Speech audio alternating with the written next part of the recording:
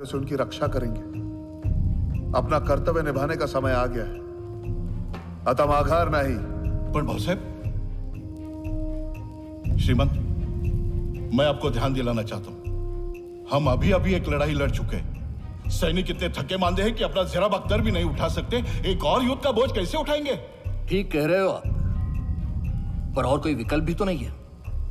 वो 1 लाख की फौज लेकर आ रहा है तो लिंगो जी, कोई आपके घर पर हमला करेगा तो आप शत्रुओं की संख्या गिनोगे या फिर पूरी ताकत के साथ उसका सामना करोगे? बोला बोला। मैं इस सदाशिव से सहमत हूं। हमें हमारी सेना भेजनी चाहिए।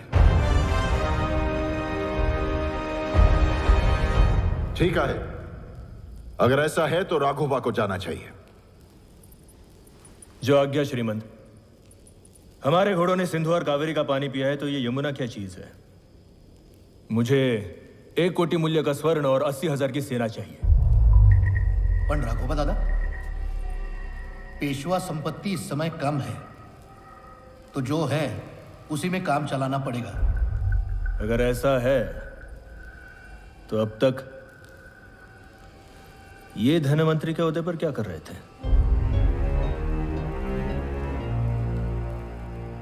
राघोबा, आपने अटक अकेला भले ही जीता, लेकिन आप कर्जे के बोझ के साथ लौटे थे। मैं उसी को हटाने में लगा हुआ। हमारे शत्रु दिवाले होने चाहिए और हमारा साम्राज्य हिंदुस्तान में सबसे ज्यादा संपन्न। पर यहां तो उल्टा है। ये ठीक कह रहे हैं राघोबा। अरे राघोबा दादा, जहां तक सेना का संबंध है, हमें यहां भी तो चाहिए। दिल्ली बचाने के चक्कर में हम पुणे को दांव पर नहीं लगा सकते। इसलिए आपको 40,000 की सेना ही मिल पाएगी।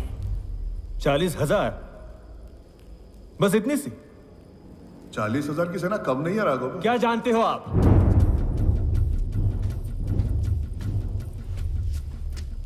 क्या जानते हो आप उत्तर दिशा के बारे में?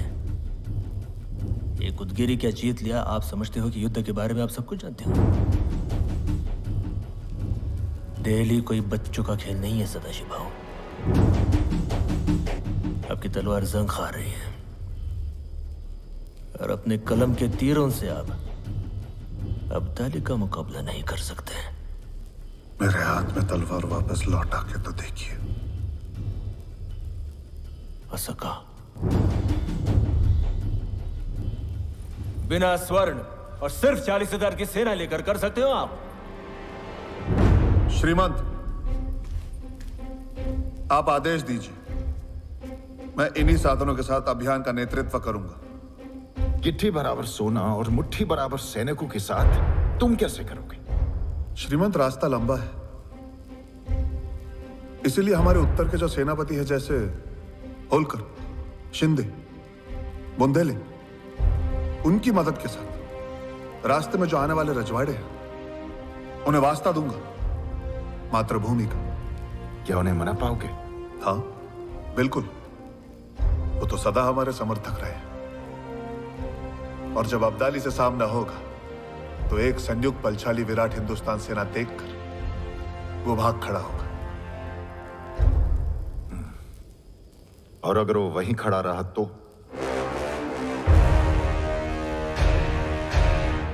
हम उसके पैर उखाड़ देंगे।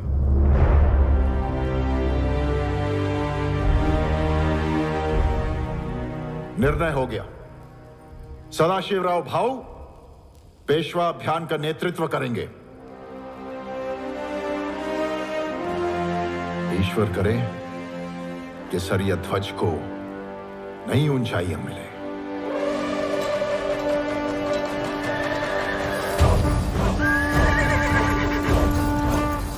ये अटक का किला आज से फिर दुर्रानी सल्तनत का हिस्सा हो गया है। अफगानिस्तान,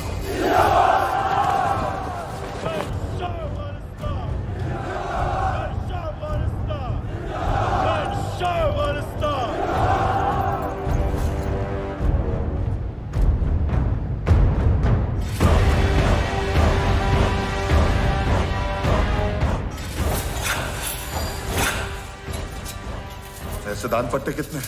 20,000। और भाले कितने हैं? 5000।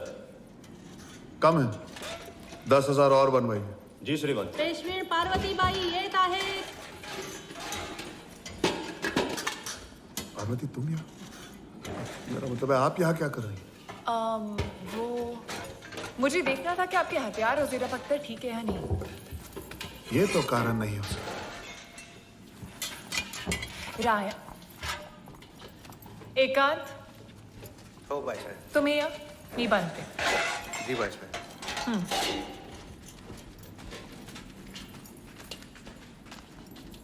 मैं भी तुम्हारे साथ मुहिम पर चलूंगी. कशाला? एक वैद्य होने के नाते मुहिम में मेरी जरूरत पड़ेगी. बीमारियां हरूंगी, अवसर आया तो घाव भरूंगी. हात्या? सही कहा. मुहिम तो यह है, लेकिन युद्ध की आशंका के साथ मैं गृहस्थी लाद कर नहीं चल सकता. काय तुम्ही पण एक धनमंत्री होते हुए लाभ हानि का अंतर नहीं जानते. मेरी वहां बहुत जरूरत पड़ेगी. पार्वती, मुहिम कष्टदायक होगी. तो मुझे अपनी ढाल बनाकर ले चलो. सुख में पीछे रहूंगी और दुख में आगे आ जाऊंगी. हम तंबू शामियाने में रहेंगे. तंबू शामियाने में रहना गोपिका बाई के तानों में रहने से अच्छा है.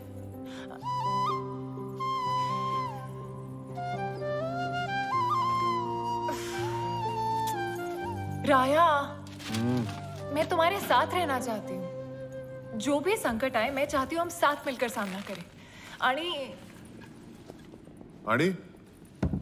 काय नहीं. आणि काय पार्वती?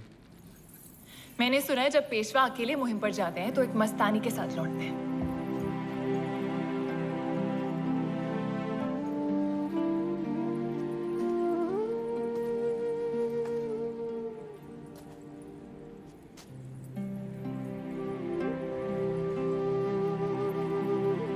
तो असल मामला ये है.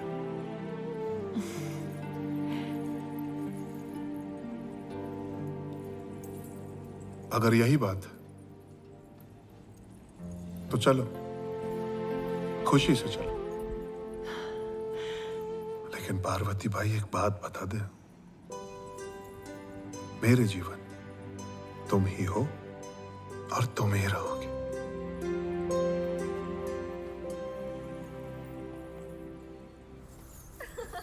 राया, एक बात कहूं? बोला. विश्वास कब तक झूला झूलेगा? उसे पेशवा कैसे बनते हैं उसके नीति नियम सीख लेने होंगे. तो क्या करें? सदाशिव अब्दाली को निश्चित रूप से हरा देगा, फिर दिल्ली पर अपना अधिकार जमा लेगा और हिंदुस्तान का शहंशाह बन जाएगा. मैं केवल ये कहना चाह रही हूँ कि जिस सेना का नेतृत्व सदाशिव कर रहा है उसका प्रमुख सेनापति हम अपने पुत्र को बना दें. फिर दिल्ली के सिंहासन पर वही बैठेगा. जरा सोचकर देखिए राया. शहंशाह हिंदुस्तान श्रीमंत विश्वास राव पेशवा.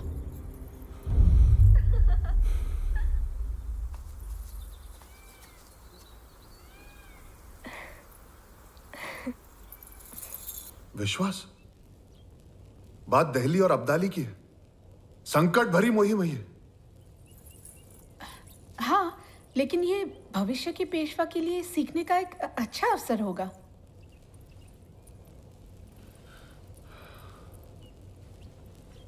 दादा, वहीनी, मैं आपकी दुविधा समझ रहा हूं. आप निश्चिंत रहिए, मुझे सिंहासन की कोई लालसा नहीं. मैं विश्वास को अपने साथ ले जाऊंगा.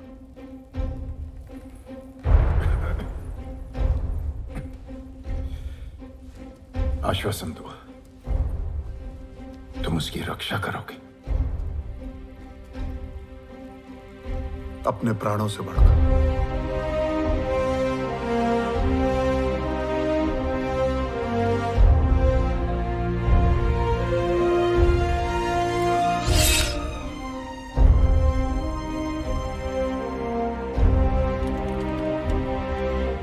इस बार अब्दाली को ऐसा सबक सिखाओ कि वो दोबारा हिंदुस्तान की तरफ देखने की हिम्मत भी ना करे.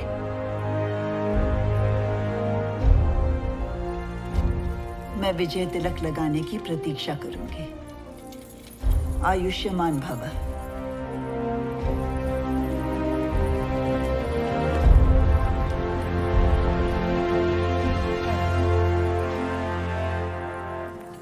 आयुष्मान भव।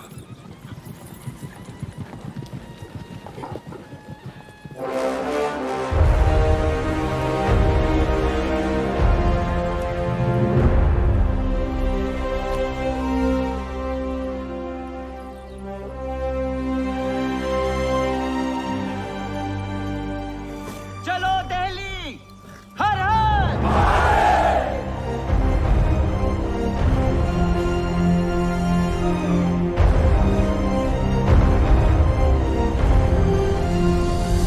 अफगानी आ गए।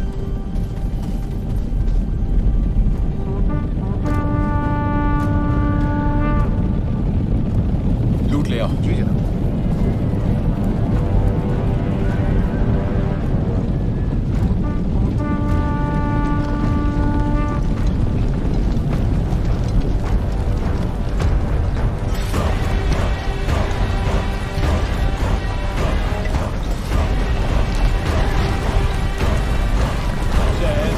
अफगानिस्तान, सलाम आपका। आपके दीदार से दिल बाग बाग हो गया। ना सिर्फ मैं बल्कि ये सरजमी, यहाँ के तमाम बाशिंदे आपका बेकरारी से इंतजार कर रहे थे। उम्मीद है सफर खुशगवार रहा होगा। 5 दरिया पार करना खुशगवार नहीं होता, लेकिन सब जायज हो जाता है जब हिंदुस्तान के ये मीठे फल मिल जाते हैं।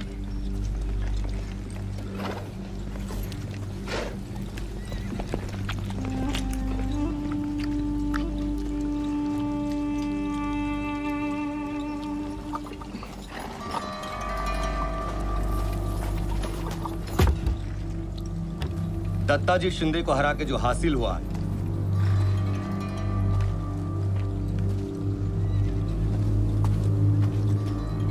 शिंदे और होलकर पिछली 2 नस्लों से मराठाओं के रथ के 2 पहियों के जैसे थे। दत्ताजी का कत्ल करके 1 पहिया तो मैंने तोड़ दिया। अब ये रथ ज्यादा दिन तक नहीं दौड़ेगा शहंशाह। बेहतरीन। और आपके लिए एक बुरी खबर है। क्या हुआ? मुगल शहंशाह दूसरे आलमगीर नहीं रहे। ये कैसे हुआ? आपके लिए लिखा हुआ शहंशाह का एक खत उनके वजीर इमादुल मुल्क के हाथों लग गया। आइए आराम। पीर साहब की इबादत अभी खत्म होने ही वाली है, तशरीफ लाइए।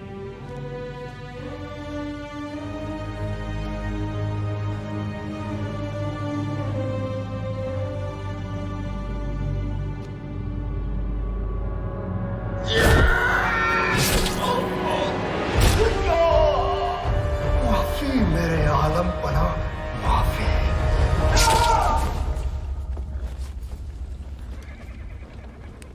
अब तख्त पर कौन है? इमाद ने एक और कठपुतली की ताजपोशी कर दी है। शाहजहां 3, लेकिन अब आपके आने की खबर सुनकर इमाद भाग गया है। इमाद को सबक सिखाना पड़ेगा। मैंने अपने सिपह सलार उसके पीछे लगा दिए हैं। देखते हैं कहां तक छिपेगा। वक्त बर्बाद मत कर। दिल्ली रवाना होते हैं। वहां तख्त और लूट लेकर मुझे वापस कंदाहार जाना है, वो भी बारिश से पहले। मेरी एक दरख्वास्त है। मराठा चुप बैठने वाले नहीं है। सदाशिव दत्ताजी की मौत का बदला लेने के लिए पुणे से निकलने ही वाला है, आपको और हमें रोकने। सदाशिव? वो कौन है? पेशवा का चचेरा भाई। वो जरूर दोआब पे हमला करेगा, मेरे रोहिलाबाद के किले पर, जिसे पिछली बार आपने इतनी मशक्कत से हासिल किया था। सिर्फ आप में उसे रोकने की कुव्वत है। दोआब? रोहिलाबाद? लेकिन तूने कहा था कि इस वक्त दिल्ली के तख्त पे कब्जा करना जरूरी है। फिक्र मत कीजिए, दिल्ली को मैंने अपने सिपह सलारों की निगरानी में रखा है। दिल्ली तो है, लेकिन पहले इनको रोकना होगा।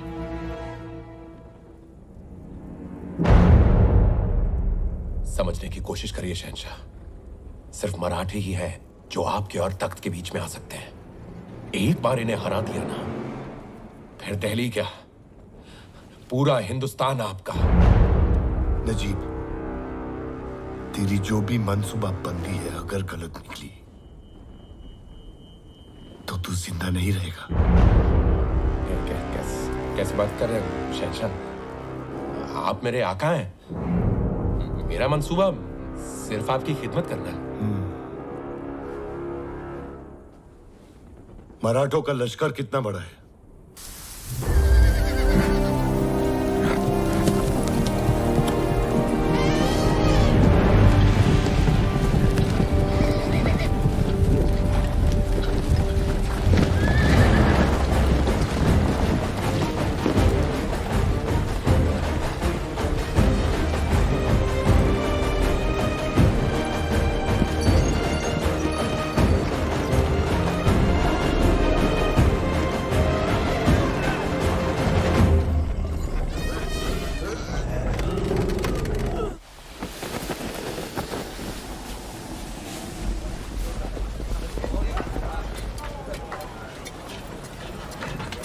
संभाला भानु, उस तंबू को ऐतिशाड़ा बना दो और ये सारी औषधियाँ उसमें रखवा दो। वो पार्वती दाई, ये चला चला चला, चला, ये सब क्या है? वो रुक, तुम पूरा शनिवार वाड़ा उठा के ले आई हो। मंजी, तुम मेरी तकलीफें कम करने आई हो या बढ़ाने?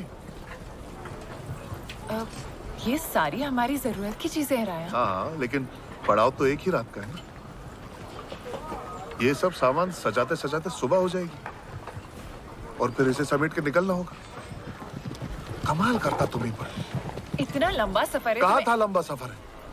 मैंने कहा था तुम नहीं झेल पाओगे, लेकिन तुम बिना जिद्दी पूरा घर साथ लेके निकली। धन्य आहात तुम। ये कहाँ रखो? मेरे सर वहां रख दो। हो भाई सर।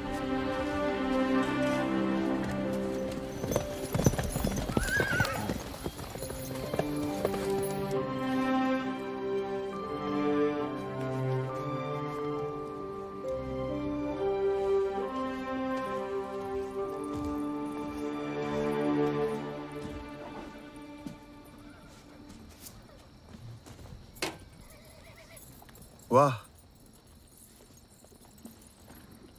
भारत सुंदर सजावले।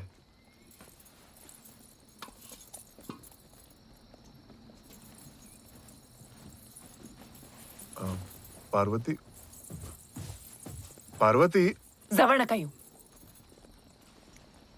का? बाहर तो बहुत सुना रहे थे भाऊ साहेब। पार्वती, वो तो मैं ऐसे तिथेच थांबा।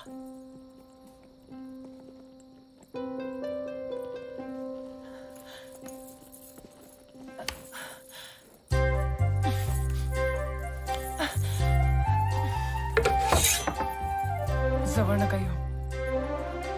असं का?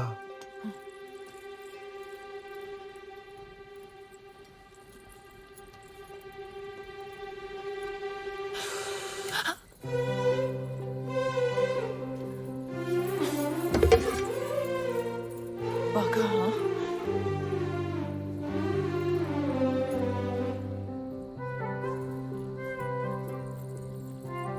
वक्त तो है।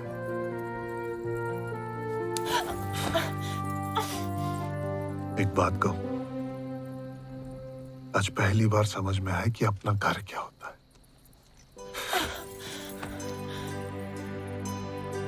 क्षमा पार्वती बाई, चूक झाली। नया नया लगन है ना मेरा। माफ केलं, दोबारा नहीं होना चाहिए।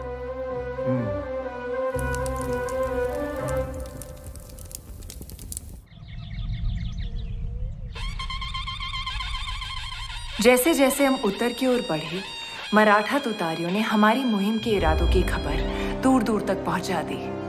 जिन राजाओं को न्योता भेजा जा चुका था, वो श्रीमंत विश्वासराव पेशवा की सेना से जुड़ने लगे।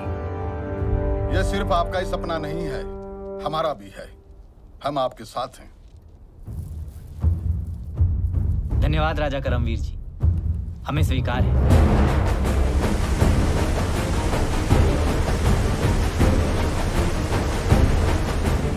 आपकी इस मुहिम से जुड़ने में हमें कोई आपत्ति नहीं है। हमें आनंद हुआ। धन्यवाद। 1 महीने बाद घने जंगल, पर्वत और नर्मदा और चंबल जैसी नदियों को पार करते हुए हम धौलपुर पहुंच गए, जहां हमारे मराठा सरदार हमारी प्रतीक्षा कर रहे थे। यावे, यावे। बेशविन पार्वती बाई, बेशविन राधिका बाई और मेहरम बाई। बहनी, इन तीनों के पिताओं के साथ कंधे से कंधा मिलाकर हम युद्ध लड़े हैं। तो बाबू साहब, आपके मन में योजना क्या है? उत्तर में सबसे बड़ी सेना और साधन जिन राजाओं के पास है वो है माधव सिंह और विजय सिंह, 5-5 हजार की सेना।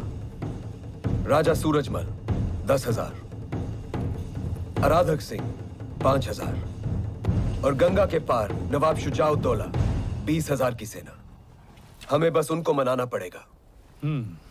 जहां तक शुजाउद्दौला का प्रश्न है, मैं सरदार गोविंद पंत जी को संदेश भेज देता हूं कि वो तुरंत जाकर उनको मनाए।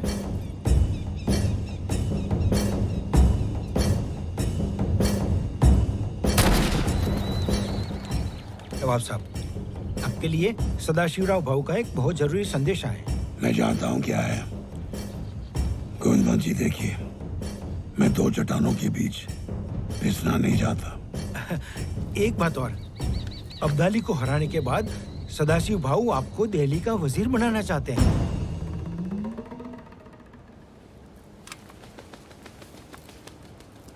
क्या सदाशिव ये बात मुझे करारनामे पर लिख कर देंगे? श्रीमंत आपका साथ चाहते हैं। आपकी तसल्ली के लिए आपको करारनामा मिल जाएगा। तो फिर हमारी बंदूकें आपकी। शुजा तो मान जाएगा, लेकिन सूरजमल? सूरजमल जी तो आपके खास है। मुझे लगा था आप उनको साथ ले आएंगे। कोशिश तो बहुत की, लेकिन माने नहीं। ठीक है, तो उन्हें भी संदेश भेज दे कि जल्द से जल्द आकर हमसे मिले। नहीं, वो एक राजा है, हम उनसे स्वयं मिलने जाएंगे।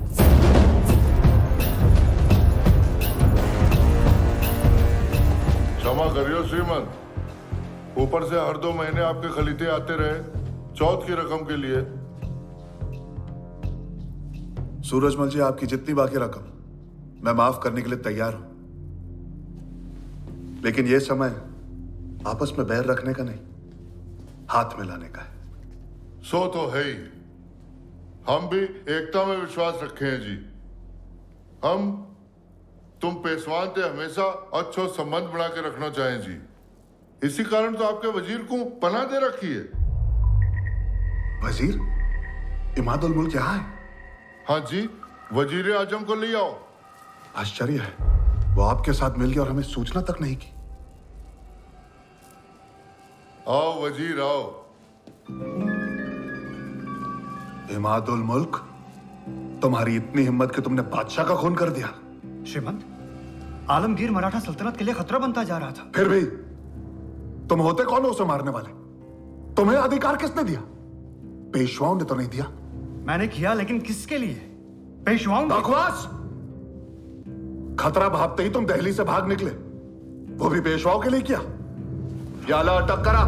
रुक जाओ भाऊ साहब, इनको पना मैंने दी है।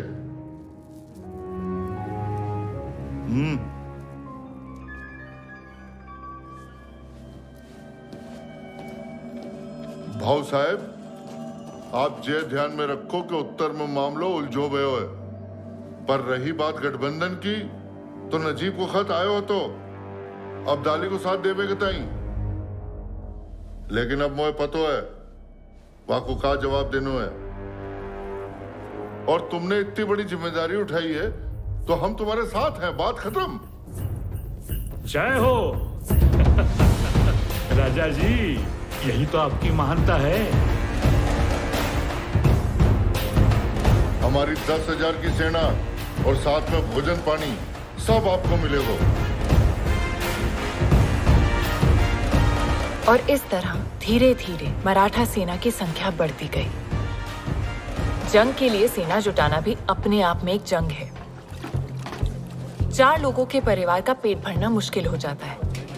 अगर आपके परिवार में 50,000 सदस्य हों तो क्या हो, लेकिन हम तैयार थे।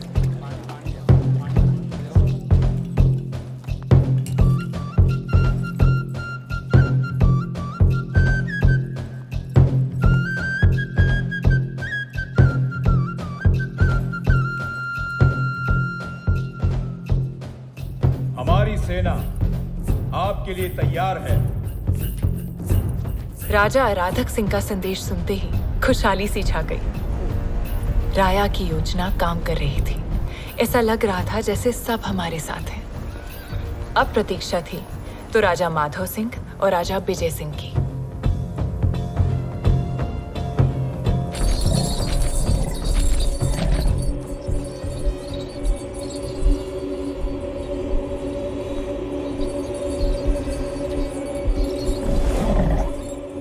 हमें उम्मीद है हमारे गजराज आपको पसंद आए होंगे।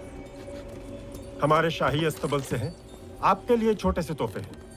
जबरदस्त माधो सिंह, लेकिन मेरे और मेरी फौज के मतलब के नहीं है। फिर भी तशक्कुर। धन्यवाद। धन्यवाद। कहिए। मराठे हमें हराने के बाद हम पर धौंस जमाते हैं। अब ज्यादा दिन नहीं कर पाएंगे। दिल्ली हासिल करने के बाद हमारी अगली मंजिल पुणे है। मराठों को उनकी हैसियत बताने के लिए हमारी सेना और साधन अपने ही समझिए। उन्हें अगर हरा दिया गया तो हम आपकी बेहतर सेवा कर पाएंगे। फिक्र ना करें, हम मराठों का सफाया कर देंगे। आपसे आज्ञा लेते हैं। आपके हुक्म की प्रतीक्षा रहेगी।